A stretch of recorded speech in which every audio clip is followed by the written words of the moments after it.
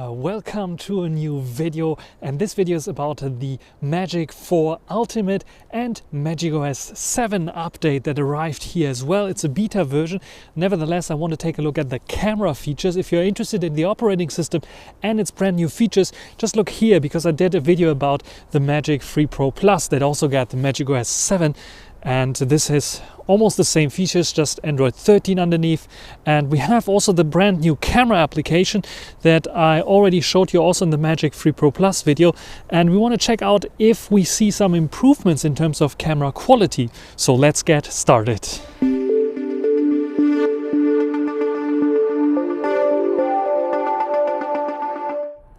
As usual, we start with the front-facing video, and this one here has 4K 30 frames per second. I'm using my external Boya microphone, and I have 0.7 magnification here by default on the front-facing camera.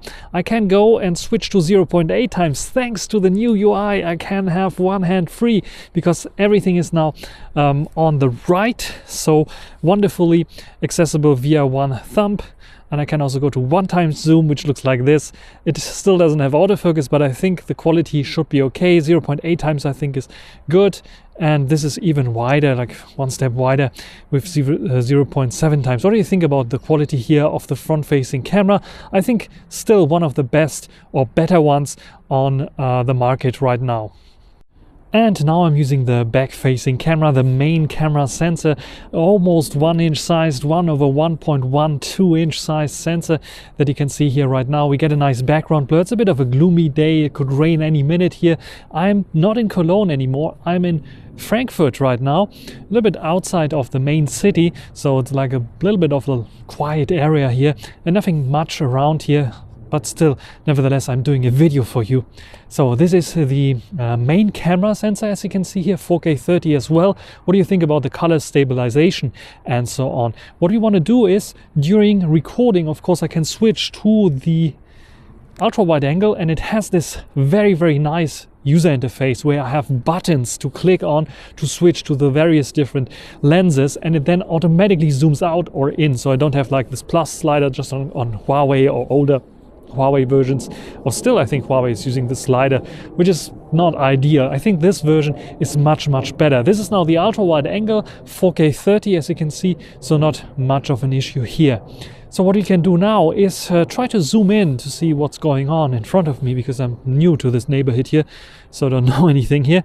So what I have here is first of all 1x zoom, and then I have a 5 and 10 times zoom option. Let's go to 5 times, which is looks like this. And what is this building there? Let's go to 10 times. This is 10 times. This seems to be like a construction site or something. Wolf construction site or something.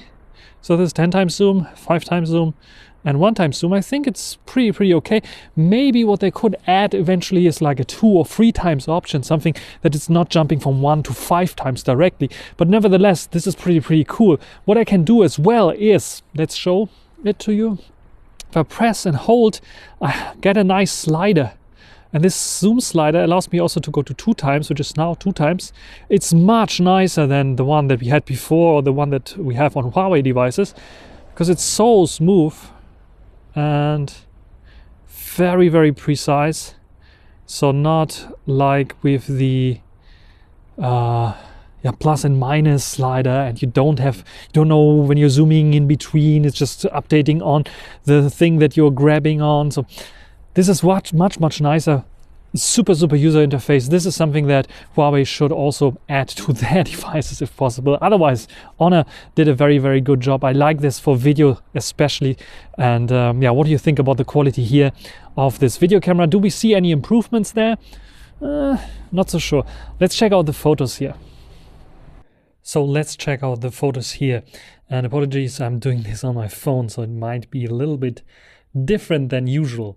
So we have here the blur shot aperture mode. Actually, I went down to f1.4 to see if we can see any improvements here. I think it is still very sharp and doing a good job, but I don't see much of a difference here with f1.4 in contrast to taking the shot normally without the aperture mode. So it might be a thing that is not working in this case because it's like anyway so close.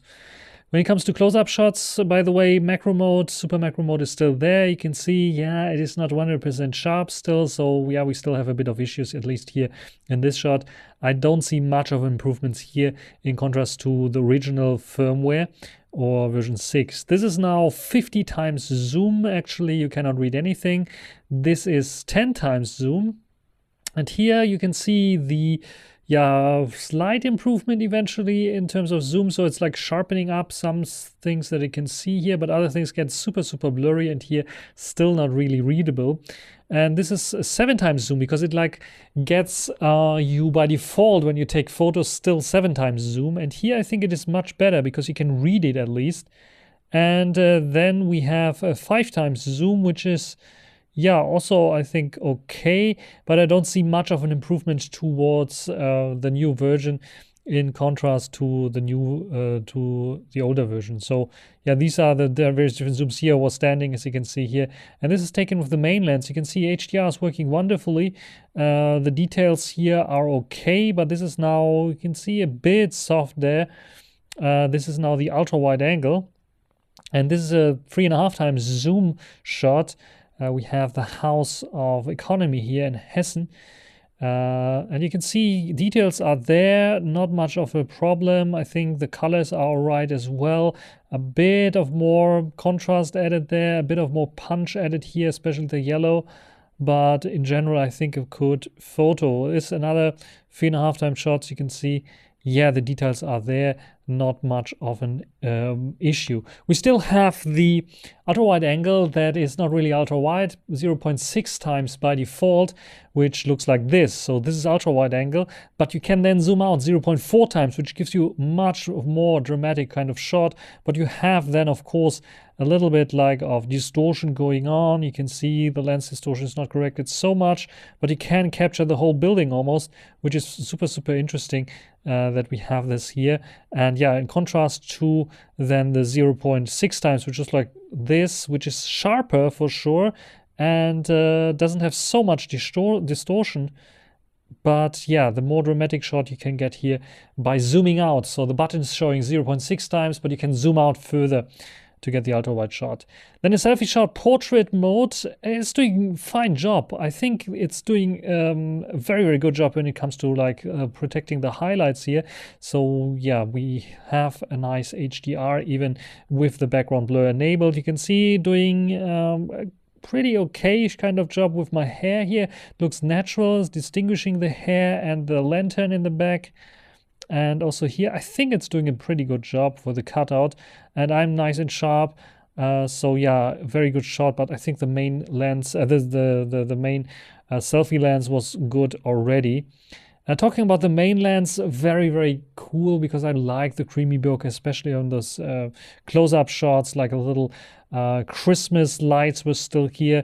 And you can see nice and sharp here. The foreground and the background gets this nice round bokeh balls. This is what you have or what you get with an almost 1-inch size sensor. So this is really nice. And that's basically it in terms of pictures. I really like the pictures. I think they improved a little bit here and there, especially with the colors, the tweaking. The HDR got a bit better, I think. And the modes are almost on par. The zoom did not really improve.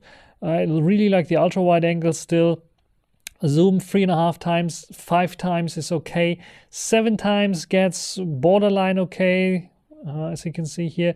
But above this, 10 times maybe still usable.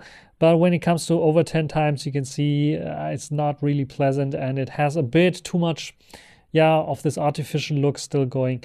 What do you think about the Magic 4 Ultimate? I think it's a good update, a good upgrade, especially look at this ultra-wide angle and compare the clouds and so on with the other lenses or other sensors. You can see it's very similar. So I like this update very much. It's improving the photography definitely a bit in comparison to the first version, but not so much in comparison to MagicUI 6. So this is now a recording test with the Honor Magic 4 Ultimate using the Dazzling style in movie mode, the Dazzling LUT in movie mode, and that's a very cool thing, because I think it is a bit better than the default video mode on the Honor Magic 4 Ultimate. What do you think about this one here? I'm using, by the way, the internal microphone, so you will hear probably cars passing by and maybe have some wind noises as well. As you can see, my hair is like moved by the wind slightly. So what do you think about this quality here on the movie mode on the Honor Magic 4 Ultimate using MagicOS 7?